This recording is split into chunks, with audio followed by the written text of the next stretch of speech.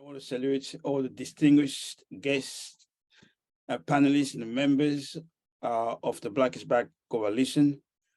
And I want to congratulate everyone who is supporting, who is watching this program for Black is Back to host the 7th annual Black is Back Electoral Campaign School is just a great achievement. So I want to salute that. I also want to salute and recognize my leadership, the leader of the African Revolution, Chairman Omali, with his leadership, most of the things I'll be talking about will not have happened. We have introduced African Liberation Day in Europe. You just mentioned the Burning Spear. We have built mass organization here. Like in Freedom, we introduced African Liberation Day in Europe. Chairman introduced the Reparations struggle here back in 1983. We have organized ASR conferences in Europe. We have changed the way Africans perceive themselves. Basically, the African working class is present in Europe because of the leadership provided by Chairman Amansia. So that's just some of the few things we can say. And this struggle, Anti-Colonialist struggle for democracy is a profound discussion Africans need to have everywhere, because it's really essential for us to recapture our freedom. So I just want to start by first talking about Europe when we met, and as you probably heard the chairman or some of the leaders of African Socialist Party saying that Europe attacked Africa in 1415 and white attacked Africa in 1415. You already know about the Black Plague, and you might have heard about the famines. Europe was plagued not just with the what they call Black Plague, but with famines everywhere. Just between 13 and 39, and up to, let's say, 1523, you have countless famines. France, 1339. 1349, 1358, England, 1351, Italy, 1347, 1351, and Italy, in fact, between 1472, before the assault in the Americas up to 1506, there were countless famines in Italy. So it was a continent of famines. People had no food. And most importantly, since we're talking about democracy, there was no democracy in Europe. And Africans have to know, all colonized people, particularly all Africans on the planet, need to know that when we met, there was no democracy in Europe. There was no abundance. There was no plenty of food, things like that, 3 meals a day, things like that. For the majority of the people, they did not experience that. Is the assault on Africa that began to change that reality. And we to understand that. That's really fundamental. So they didn't come to Africa to bring freedom or democracy. They didn't have it. They didn't come to Africa to bring abundance of food or even technology and things like that. They didn't, because you all know they came with guns. The gunpowder is not from Europe, as you know. They were equipped with writing. It wasn't their writing. They didn't invent any of those things. So Africans need to know all this reality. We talk about democracy. Just in the last 20 years, you have something like 1,668 journalists being assassinated in a colonized country, in Africa, in the Middle East, in South America, places like that. Almost 2,000. We know if you're talking about those who would die in the prison, those who were assassinated. We don't even know where the bodies were dumped and things like that. So it's a fundamental struggle for most oppressed people on the planet to regain their freedom. And the struggle of African people is not an exception to that. We have to do everything we can to regain our freedom. And a part of it, we have to achieve the same African international consciousness. If you're in America, in the United States, or in the Caribbean, or in Brazil, or in Peru, in Africa, in Europe, we must achieve the same consciousness. And part of it, that's what African Internationalists are doing, is that we are working towards initiating vast political education campaigns. One of it is educating our people on the continents to be able to do a critique of colonial slavery. What happens to Africans stolen from Africa? What happens all these centuries in Caribbean, in the United States, in Brazil?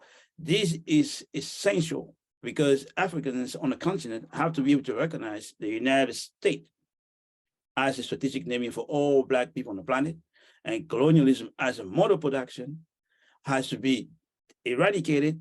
And this is a universal struggle for all Black people, wherever we are, and it needs to be understood, particularly on the continent of Africa. And you may know by now, in many places, the masses in Africa are on the rise.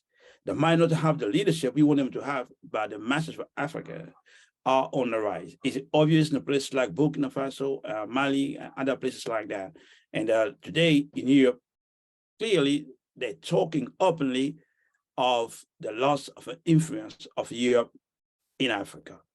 And that's something really, it's a big change just for the Europeans to begin to recognize that. And what needs to happen is that the struggle everywhere has to be led by the most advanced, the most loyal, the most dedicated, the one who is prepared to shed everything, the one who is prepared to sacrifice everything, including their lives, for Black freedom. This is the African working class. And that is a fundamental part of the struggle to achieve democracy. It has been said throughout many presentations that Black freedom and colonialism as a mode of production cannot coexist. It's just they are mutually exclusive.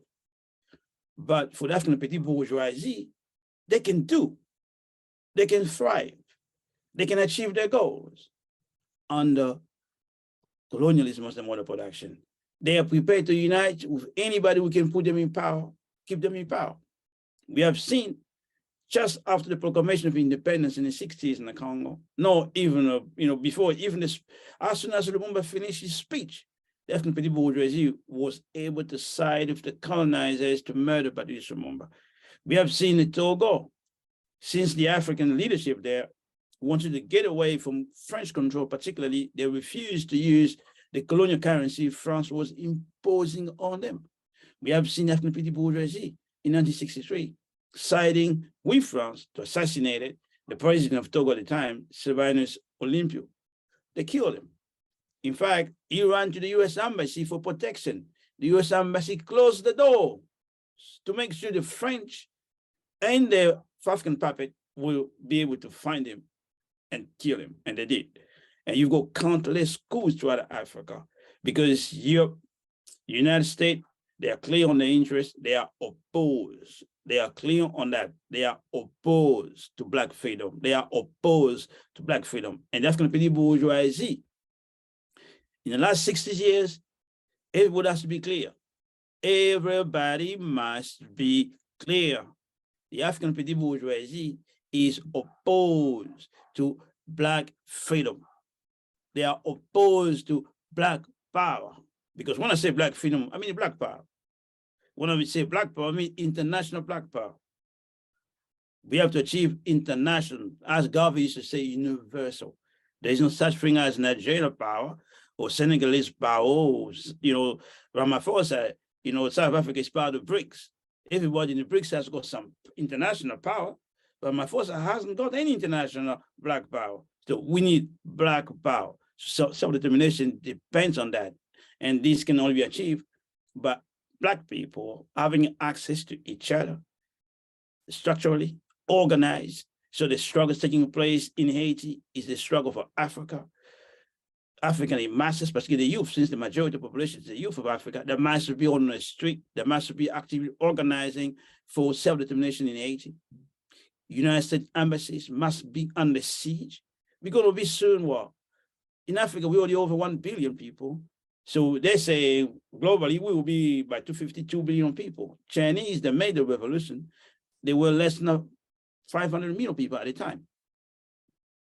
They were able to make a successful revolution. So in terms of numbers, we already, surpassed the number of the Chinese people at the time. So revolution is overdue, because the struggle for African self-determination depends on us being able to make the revolution. There is no exception. Russia and China today, they are able to stand up because they have made the Russian and the Chinese revolution. So there's an exception for us. So the question of democracy is a revolutionary question. And that's why revolution has to become center stage.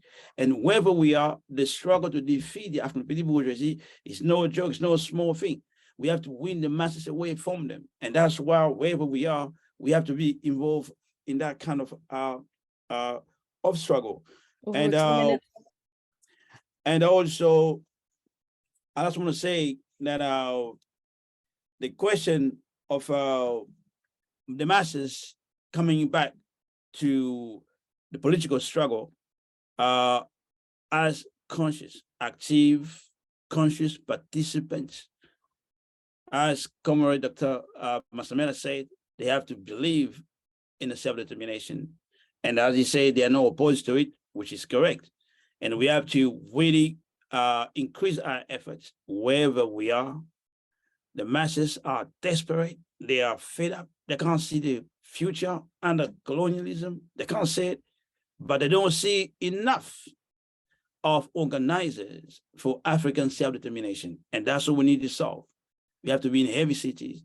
We have to be in every country. We have to occupy every space so that every single discussion in the Black community anywhere is dominated by the most important phenomenon that we need to solve: the question of Black power, the question of Black self-determination, the question of ending colonialism as a mode of production.